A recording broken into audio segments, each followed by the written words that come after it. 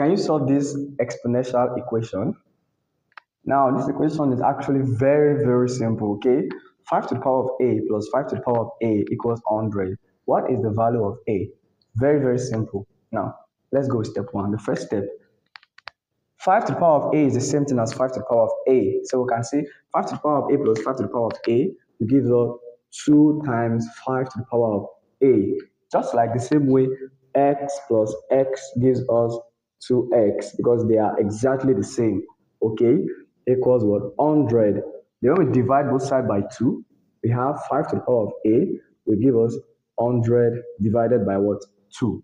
Okay, which gives us 50, right? So therefore, 5 to the power of a equals what? 50. Now, because of 50 is not a power of 5, there's not how we can express 5 as 50 is not a, sorry, it's not a power of 5, okay? It has to be decimal. So there's no trick we can use here than what? Logarithm. So we have to take log 5 of both sides, okay? When we take log 5 of both sides, we have log 5 base 5 to the power of a equals log 50 base 5. Now, law of logarithm, the a comes behind, so we have a log 5 base 5 equals to, now we can use change of base here, okay? Change of base, we state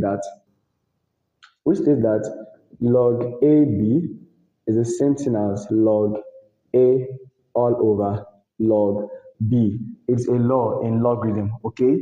So we can have log 50 divided by log 5. The reason why I use change of base is because most of our calculators has a base of 10. Okay, that's a natural base of 10. But now we have a base of 5. It might be hard for us to impute a base of 5 except by using a scientific calculator that we know how to operate.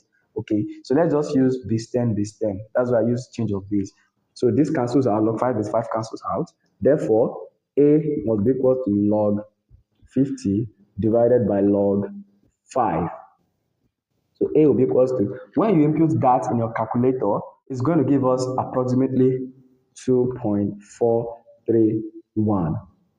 That's to 3 decimal places. So that's the value of what?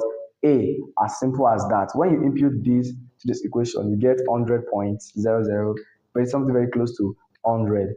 Okay? Now, please don't forget to subscribe to my channel to enjoy more mathematical content like this. Till I come here next time. Bye-bye.